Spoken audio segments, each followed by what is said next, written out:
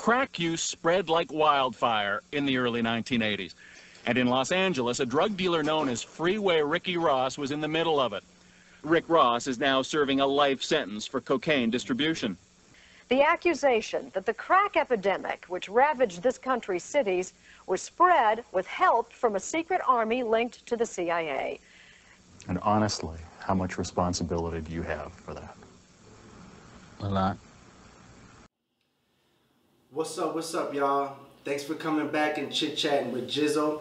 The man I have here today is a very special guest, considered by most a West Coast legend.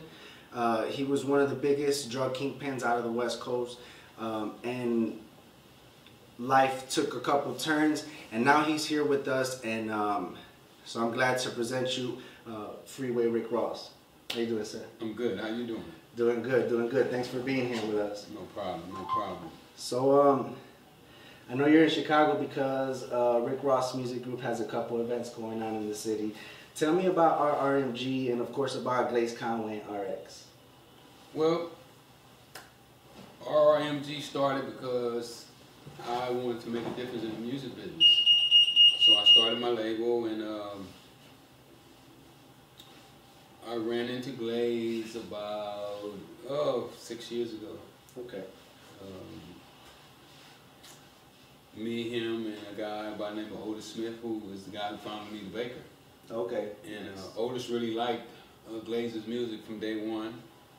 Otis eventually passed away, and me and Glaze just kept working together. RX came to me one day, and I remember when he first came, he was much younger, and he was really green, and if I'm not mistaken, they were going through it. I think he might have been sleeping in his car or something like that. Okay. But I gave him some pointers of what I thought he should do if he wanted to be a rapper, and he came back a few months later, and he had done those things. Okay. And when he came back, I gave him some more instructions. I had a chance to listen to Glaze Conway's music, some of RX music, and it seems like Rick Ross Music Group got some really good artists, you know, that you guys are putting out and working with, and I think that's awesome that you guys are here in Chicago and stopping in. I know you've been doing a couple of public events speaking as well. Yeah. We've been all around the city. You know, my book is out as well, so I go around from barbershops to hamburger stands to vegetarian restaurants, anywhere that they'll let me come and push my books. You know, that's where I'm at. Okay, that's good. That's good. So tell me what life for Rick Ross is like nowadays. Oh man, usually up by 5 and go to bed around 2. Okay, so it's nonstop. Yeah. Whenever you're trying to make it, you know, you gotta push full steam ahead. Okay, that's good, and I definitely see the pushes everywhere, and it's really awesome. Now I wanted to get right into, you know, one of the questions that was you know, sticking out to me. Now, do you think the situation that you were involved with, you know, back then, the one that Gary Webb exposed? The agency has dealt drugs throughout this country for a long time. Those charges came from this man, reporter Gary Webb of the San Jose Mercury News. He became one of the most talked about journalists in the country. His story, the most controversial of the past year, because after investigating the origins of the crack epidemic, he claimed he found a link leading right to the CIA. Men who were working for the CIA's army were responsible for bringing all that cocaine into Los Angeles that sparked the crack epidemic. Do you believe that there was a conscious decision, a meeting where someone sat down and said, we're going to poison the youth of Black America, and here's how we're going to do it? No, I don't. These guys were looking to raise money, and I don't think it mattered to them where they did it. They just went where they could raise the money. Do you think situations like that are still common nowadays on other levels? Wow, yeah, absolutely. Yeah. Absolutely. I mean, there's people in this government who are higher-ups, you know, not just government, but big corporations who don't really care about the people. All they care about is getting money. Yeah. As long as you have that mentality, you can have the things that happen in Iran Contra and you know, things that happen with me. Yeah, and that's understandable, and I'm pretty sure it still goes on different levels.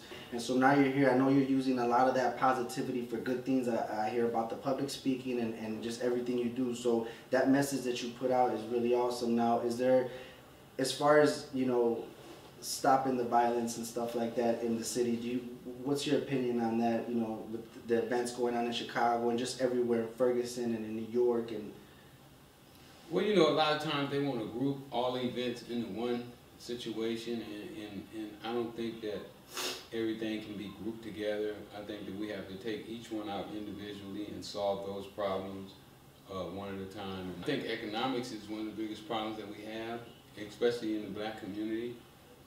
And once we solve those problems, then a lot of other problems. Okay. I want the people to know where they can find you. What are the links? What social media can they find you? RRMG, Glaze Conway, RX, and including the shirts as well, the merchandise. Where can people purchase this stuff at? Well, they can get me at Freeway Ricky.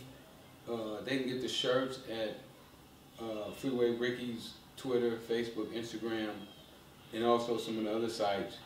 And that will take them to the main page of my website. Okay, so you guys heard it from the man himself. Definitely tune into all the websites. Please go on. The book is out right now. I want you guys to go on the websites, purchase the book.